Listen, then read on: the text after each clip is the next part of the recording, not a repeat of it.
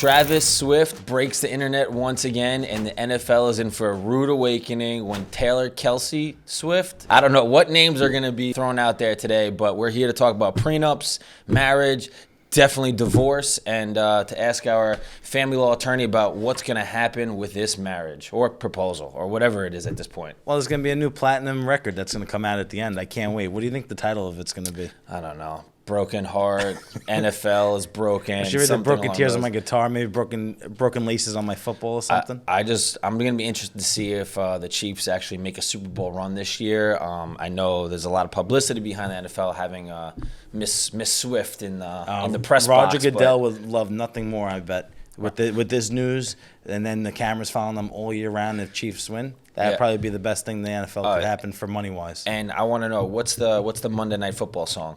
Who sings Are you that ready typically? for some? That was Carrie Underwood. Yeah. It used to be the other guy. Well, but now let's see if Taylor Swift is going to be singing that. But on a serious note, let's talk about net worth. Let's talk about how a prenup is going to look. I think Taylor Swift is worth about $1.5 billion.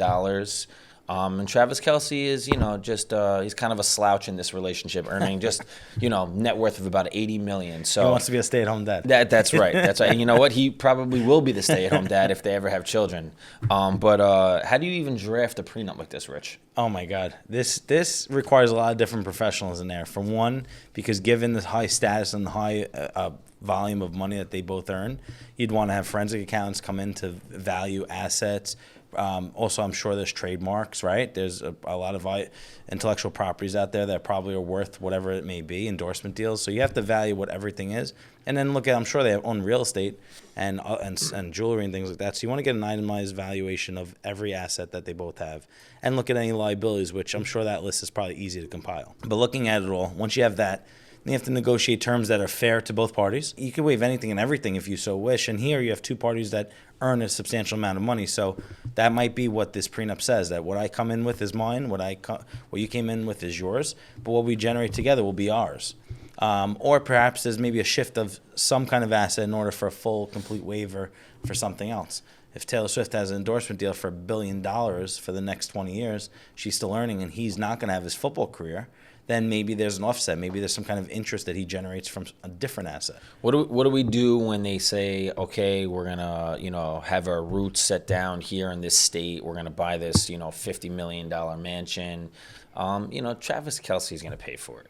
Well, why don't they do it this way? Just buy two of everything, because when you get divorced, it's just easy. Yeah.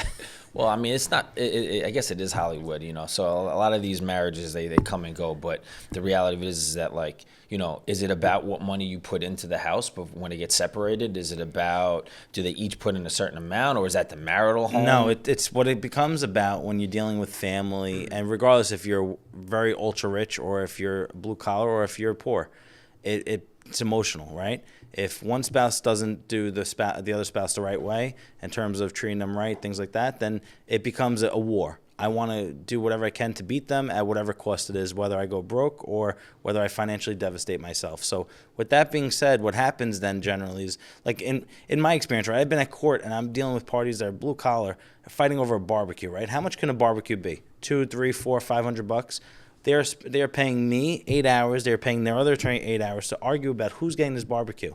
It would have been a lot cheaper, and I've said it 5 times. Let's buy 3 barbecues. You keep one, and we'll break one together. And they looked at me like, why would I do that? Well, I don't know. You're paying 2 attorneys to argue about a used barbecue, not even a new barbecue. Yeah, well, but this is what the reality is when you talk about divorce. I'm sure the barbecue that's going to be at Travis Swift's house is going to be, $80,000. It's going to be a built-in outdoor kitchen. Listen, the reality of it is, I'm sure Taylor Swift has properties. I'm sure she has record deals. What state do you think that they would? Let's see where they're going to put their roots in. You think they're going to go to a state like California, it's going to drain them dry, or they're going to be in Texas or Florida, where they're going to take advantageous tax benefits, but then they don't like the politics of it. DeSantis was working very hard in Florida right now to eliminate property tax essentially from everybody. So if I'm them, I'm going to go buy in Florida and make that my domicile. But they don't never pay property tax. But they don't support and like that type. It's what's funny is I don't want to get into politics on this type of topic. No, I mean, listen, hiding money and protecting your assets is important, especially when you have these kind of net worth. So not necessarily hiding money, but you're doing protecting your money. You're doing it legally. Protecting your money so it can grow and it's not being paid towards maybe unnecessary taxes that might not have to be, because there's very expensive states out there. New Jersey is one of them. Oh, New Jersey, California, New York, New yeah, York. I mean, terrible. you know, if you had to live anywhere, I mean, the states for that part, for advantageous tax breaks, Florida, Texas. Well, the ridiculous thing about this situation is because of their net worth, right? Just because their domiciles in Florida and they get some sort of tax haven, right? I guarantee Taylor Swift has got a condo or a high rise in Manhattan, so that way when she does whatever she wants to do, if she touches down, she could stay there for a couple of days. I'm guaranteeing she's not Airbnb-ing a 2-bedroom rental, right? She's gonna go buy a $60 million high rise on overlooking Central Park, and I'm sure they have something in California, and I'm sure Travis Kelce has something in Kansas City, and I'm sure they have properties all over the world. You know what I'm saying? So, you know, does it really help to have a domicile in one state when you own so much property elsewhere?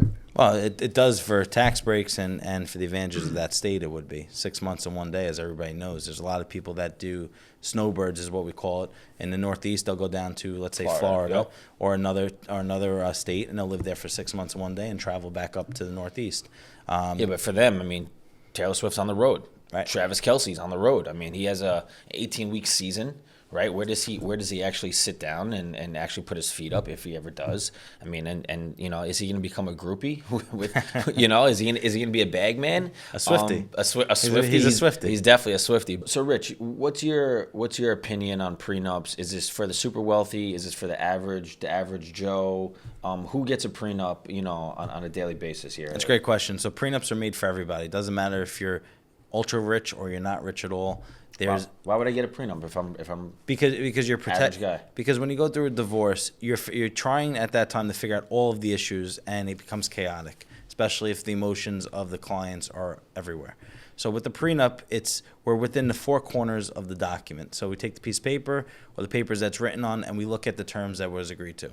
Was there alimony? Was it waived? Is there child support? What do we do with child support at that point of time? Which you know, it's very hard to negotiate that. But as far as equitable distribution, what do we do with the house or the properties you may have come into the marriage with? Do you own multiple properties? Are you getting a cut of something?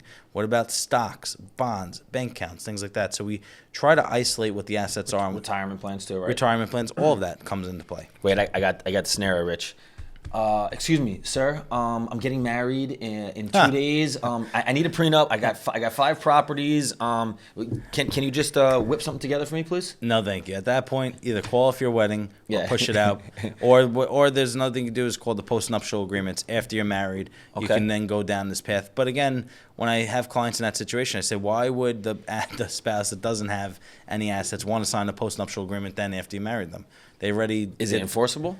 It's enforceable if both parties have generally attorneys that represent them, and it's signed without duress and under voluntary will. Can I get the wedding ring back? Because I think that No. Travis Kelce just spent $1 million on an engagement ring. Can I get that back? You get the engagement ring back if you don't get married, because in certain states, and especially in New Jersey, it's not deemed to be A gift? It's not deemed to be a gift yet until you're married.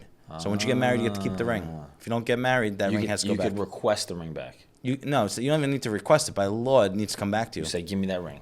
Give me that ring. That's So right. That's a condition or a contingency? It's a condition. On the Okay. marriage is I've proposed to you, I've given you a ring, and the condition is you marry me. If you don't marry me, that ring comes back to the purchaser. Now this is like a situation we just recently had where a client came in. He goes, listen, Rich, I'm not really dating anybody. Yeah.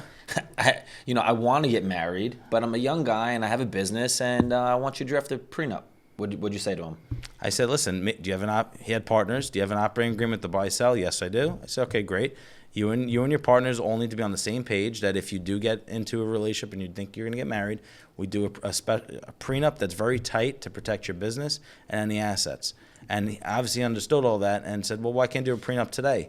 Because you don't know what you have when you're going to get married, because maybe by the time we're having the conversation today and 3 years or 2 years, 5 years from now, he's getting married, he may have accumulated properties, he may have accumulated assets that I didn't know about or wasn't contemplated. You don't just add an addendum onto the prenup and just keep and keep building it? Or? No, you do it all in one shot. You can do amendments if you need to after it's already done, but Okay. What are you negotiating? Who's the party on the other side that I'm negotiating with? We don't even know who that is. So when do you disclose to your fiance, whether you're the man or the woman or whatever the situation is, right? When do you disclose to your partner that, you know what, listen, I really want to marry you, but Well, I wouldn't do it in that way and because you you're going to be just sign this you're going document to be single right in that type of scenario. But no, you definitely you should bring that up confidently and in the right setting. Hey, by the way, first date, do you like the drinks here? Yeah, it's great. By the way, I'm going to do a prenup if we get together. No, that's not the right time. That's not the way to do it. No. You date somebody, you feel that maybe this person could be in your future. You should have the conversation. Listen, if this thing keeps going the way I see it going, one day, if we do get married beforehand, I would like to do a prenup. I think it's beneficial for both of us. There's a lot of positives. That's it. We're breaking up. I'm done with you. That's it. If that's the case, that's it. I'm not doing that's the case, then you just found yourself a gold digger and you just avoided a headache. And because listen, that's happened before. Yeah. So prenups do save the day. Yeah. All right. Well, you heard it here. Disclose it to your significant other in a respectful way. Yeah, and just and then just I'm just gonna lift this document up. Don't read it, and please just sign right here on the dotted line. Don't worry, it's all good. Nobody has to know anything. It's our future. Don't worry about it. I'm protecting you. This is an investment. No, that's not good either. That's why you recommend and you make sure that they have their own attorney that they hire themselves. That you're not finding their attorney for them because you want to have somebody protecting them that's going to give them true legal advice that's going to tell them how it is. Wait, I got it. Let's go out. Let's get drunk, right? And then I'll slide it across the dinner table. Lights will be dark, right? Lights will be dark. When you sign it, just like a notary or anything, you ask questions. You're under the influence of any drugs, alcohol, or substance that would affect your ability to understand what you're signing. This is pre-notarized. No, you can't pre-notarize. The notary did this a you month put your ago. You notarize the signature. I'm not notarizing This that is signature. legal document. Yeah. You won't sign this? I'm not signing that. Well, how do you know? Because I want to see that person sign in front of me so I can authenticate and I can ask them the questions to make sure that they are of sound mind, that they're not under the influence of any drugs, alcohol, or substances that would impair their ability to understand what this document says. All right, so because if this document doesn't become a problem today, it can become a problem in 10 years, 20 years. And when I get called into court, say, Mr. Sanvenero, can you tell me about this? Why did you sign here? Well, yes, Your Honor. I met with them in my office. This is what happened. I asked them these questions. I wouldn't have signed this without asking that. This person was around, and this is fine. Then it's acceptable. Because otherwise, if it gets challenged, it could be thrown out if it's not done the right way. It's not procedurally done the right way. All right. Well, now I got to check what my wife made me sign last week because I might have signed away all my rights. Yeah, you signed your rights away 6 years ago. Yeah. That's it. All right. Done. Okay. Well, tune in, folks. If you need a prenup, come talk to Rich. If you need some advice on how to handle it, don't ask me. And if you have any prenups, I'd love to hear from you. What did you put in your prenup? Did you do anything crazy? Because there's always some crazy things. Like, comment, share below. Let us know. And, would love to talk about it next time. Thanks.